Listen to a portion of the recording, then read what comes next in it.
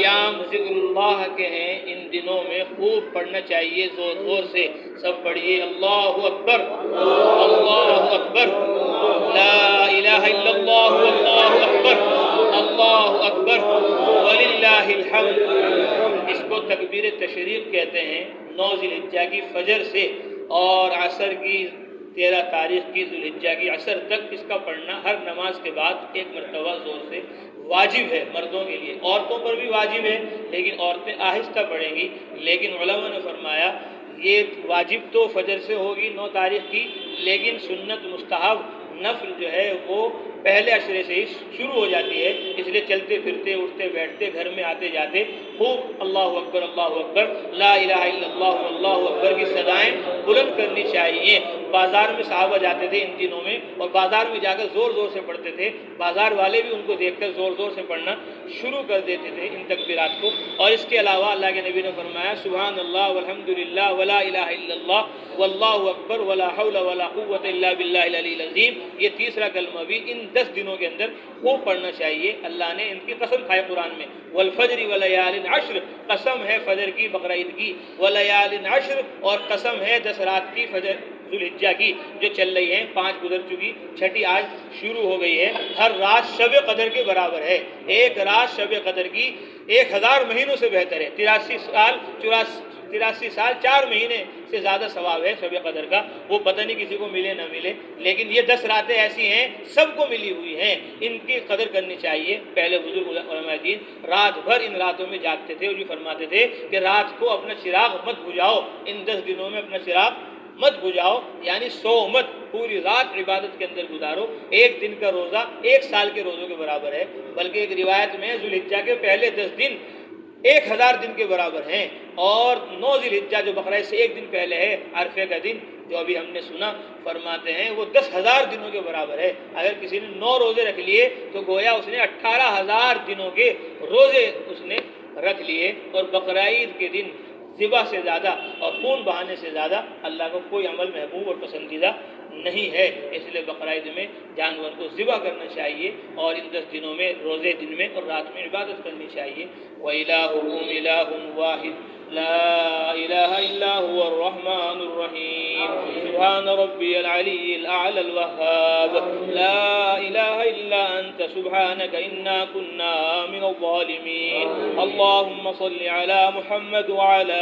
آل محمد كما صليت على إبراهيم وعلى آل إبراهيم إنك حميد مجيد اللهم بارك على محمد وعلى آل محمد كما باركت على إبراهيم وعلى آل إبراهيم إنك حميد مجيد ربنا آتنا في الدنيا حسنة وفي الآخرة حسنة وقنا عذاب النار ربنا هب لنا من أزواجنا وذرياتنا قرة أعين واجعلنا للمتقين إماما رب اجعلني مقيم الصلاة ومن ذريتي ربنا وتقبل دعاء ربنا اغفر لي ولوالدي وللمؤمنين يوم يقوم الحساب رب ارحمهما كما ربياني صغيرا رب أوزعني أن أشكر نعمتك التي أنعمت علي وعلى والدي وأن أعمل صالحا ترضاه وأصلح لي في ذريتي إني تبت إليك وإني من المسلمين اللهم أعنا على تلاوة القرآن وذكرك وشكرك وحسن عبادتك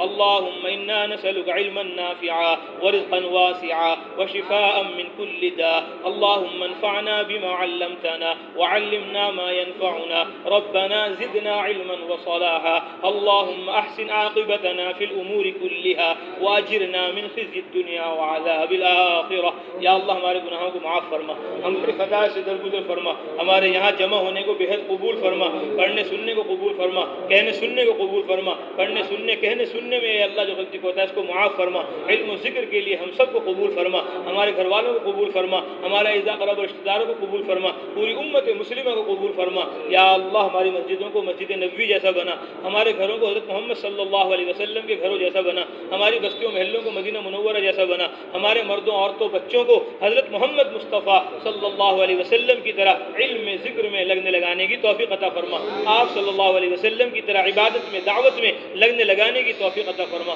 یا ارحم الراحمین تمام بیماروں کو شفا نصیب فرما، تمام مقروضوں کی قرضوں کی ادائیگی غیب سے بندوبست فرما، تمام مرحومین کی مغفرت فرما، حاضرین مجلس کی جائز تمناؤں ضرورتوں کو پورا فرما، جن بھائیوں نے دوستوں نے ماؤں نے بہنوں نے دعاؤں کے لیے کہا ہے لکھا ہے کہنا چاہتے تھے کہہ نہ پائے، مولا آپ ان کی ہماری حاجت و ضرورتوں کو ان سے ہم سے زیادہ جانتے ہیں، یا اللہ ان کی ہماری حاجت و ضرورتوں کو اپنے خزانے غیب سے پورا فرما، سعادت والی زندگی نصیب فرما، شہادت والی موت نصیب فرما، برے خاتمے سے ہم سب کی پوری امت کی پوری حفاظت فرما۔ یا ارحم الراحمین تیرے بندے بندیاں تیرے پاکیزہ مقدس گھر پہنچ چکے ہیں، اے اللہ ان کے سفر کو قبول فرما، ان کے حج کو قبول فرما، ان کی دعاؤں میں ہمارا حصہ فرما، اے اللہ ہمیں بھی ہر سال حج کرنے کی توفیق عطا فرما، ہر مہینے عمرہ کرنے کی توفیق عطا فرما، اے اللہ بیت المقدس کی حاضری بھی ہمارے لیے مقدر فرما، اے اللہ وہاں بھی نمازیں پڑھنے کی ہمیں توفیق عطا فرما، اے اللہ وہاں کے مسلمانوں کی مدد فرما، نصرت فرما، اپنے غیبی تعینات شامل حال فرما، اے اللہ مجرموں کو ظالموں کو ہدایت عطا فرما، اگر ان کی قسمت میں ہدایت نہیں ہے مولا ان کو چن چن کر ہلاک فرما، زیر و زبر فرما، اے ارحم الراحمین اپنی مدد نصرت ظاہر فرما، اے اللہ ہم آپ کی مددوں کے محتاج ہیں، آپ کی نصرتوں کے محتاج ہیں، اے ارحم الراحمین اپنی مدد نصرتیں جو آپ نے نبیوں رسولوں پیغمبروں صحابہ پر ظاہر فرمائی، اے اللہ وہ مدد نصرتیں ہمارے لیے بھی ظاہر فرما، یا ارحم الراحمین ہمیں بھی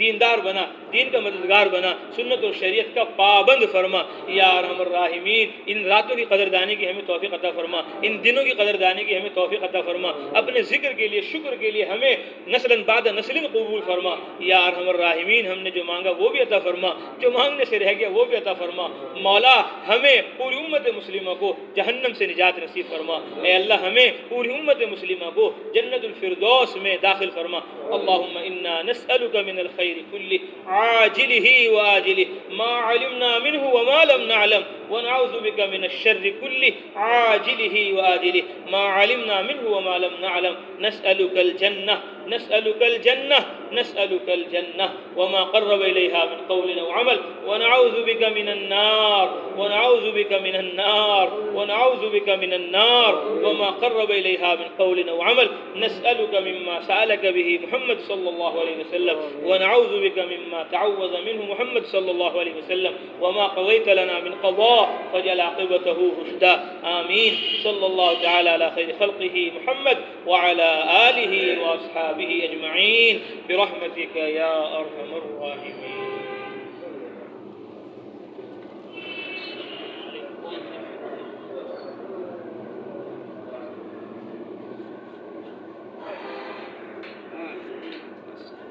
السلام علیکم یغفر اللہ لکم،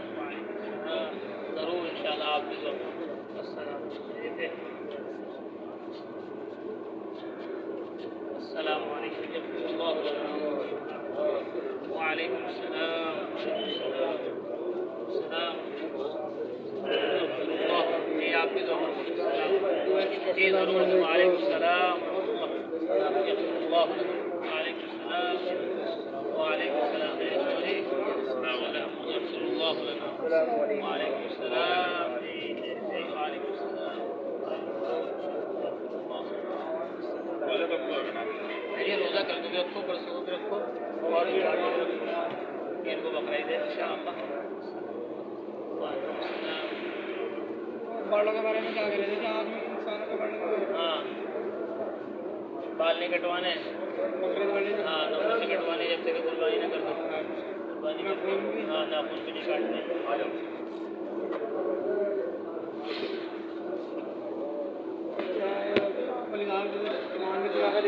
جی 4 سننے جی سب سے بعد میں پڑھنی پڑے گی کیا پہلے پڑھ لو جو ہمارے مسجد میں وہاں صاحب ہے نا پرنٹ ہے یہاں بھی وہ جو ہے باہر ہی کروانا ہے نماز اس کے بیچ میں کوئی وہ نہیں آئے گا دیوار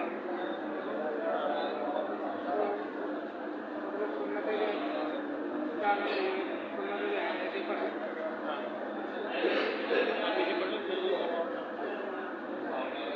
مطلب 8 بجے بغیر 8 بجے پڑھتے ہیں۔